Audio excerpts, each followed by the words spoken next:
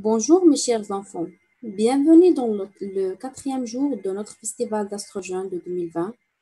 Aujourd'hui, je me permets de vous faire une courte présentation sur les télescopes. La plupart d'entre vous se posent sûrement la question, à quoi sert un télescope? Un télescope est un instrument qui permet de voir des objets plus haut ou moins lointains, difficilement perceptibles, voire invisibles à l'œil nu. Il permet d'observer la profondeur du ciel et de contempler les différents astres comme les planètes, les astéroïdes, les comètes et encore les nébuleuses. Utilisé en astronomie, le télescope permet d'apercevoir des objets célestes grâce à son grossissement et l'amplification de la lumière. En fait, elle augmente la taille apparente des objets. Vous pouvez donc voir la Lune et admirer des cratères en toute facilité. Après avoir répondu à la question c'est quoi un télescope, on se demande quels sont les éléments qui le composent. Le télescope se compose de deux systèmes optiques complémentaires, l'objectif et l'oculaire, et ainsi qu'un moniteur. L'objectif est un miroir. Il permet de collecter et réfléchir la lumière pour constituer l'image observée. Cette lumière réfléchie permet un véritable achromatisme. Celle-ci est focalisée dans le foyer image, là où tous les rayons convergent. L'objectif est l'un des composantes les plus importants, car c'est lui qui permet de récolter la lumière et donc d'obtenir une image de bonne qualité. L'oculaire est la partie, comme vous voyez dans l'image, il y a l'oculaire là, et l'objectif c'est ça, et le tube de télescope. On a dit que pour l'oculaire, c'est la partie du télescope qui nous permet d'agrandir l'image une fois constituée au niveau des foyers images. Ça fonctionne comme une loupe. La taille de l'oculaire peut être changée pour augmenter ou diminuer le grossissement.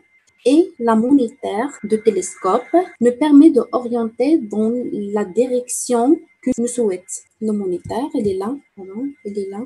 Il nous permet de l'orienter, c'est-à-dire l'orienter le télescope dans la direction que nous souhaitons. De nombreux télescopes existent, mais chacun a ses propres caractéristiques bien distinctes selon ce que vous souhaitez observer. Il vous faudra choisir le bon télescope. Il existe trois types majeurs. Il y a les réfracteurs avec des lentilles et les réfracteurs avec des miroirs et les catadioptriques avec des lentilles et miroirs. Et maintenant, laissez-moi vous présenter les plus belles photos prises par un télescope spatial qui vole à 600 km au-dessus de nous. Je vous présente le télescope spatial Hubble qui nous permet d'observer en détail le ciel. Comme vous voyez dans l'image, c'est le télescope spatial Hubble. L'avantage d'envoyer un télescope dans l'espace, c'est d'affranchir de la pollution atmosphérique, de la pollution lumineuse et de la météore. Pour plus de détails sur les télescopes spatials et Hubble, je vous laisse avec la seconde partie avec Wilfred. Et avant ça, je vous présente une vidéo brève sur le télescope spatial Hubble. Et merci pour votre attention.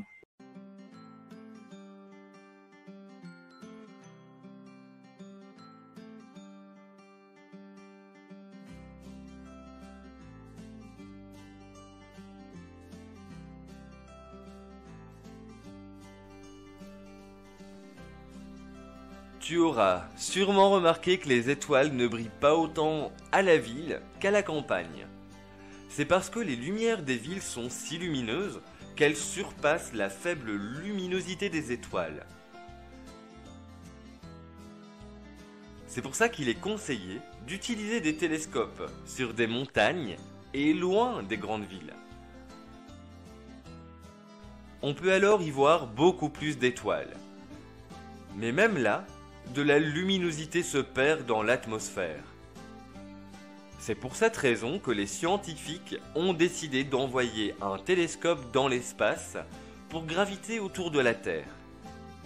Ce télescope s'appelle Hubble et il nous a aidés à découvrir des merveilles auxquelles nous n'aurions jamais songé. En prenant des photos de plusieurs endroits de l'espace, il a découvert plusieurs faits intéressants sur notre univers, a trouvé des galaxies, a trouvé des nébuleuses, des étoiles et planètes lointaines. Tous les jours, Hubble envoie 80 gigaoctets de données à la Terre où les scientifiques les étudient.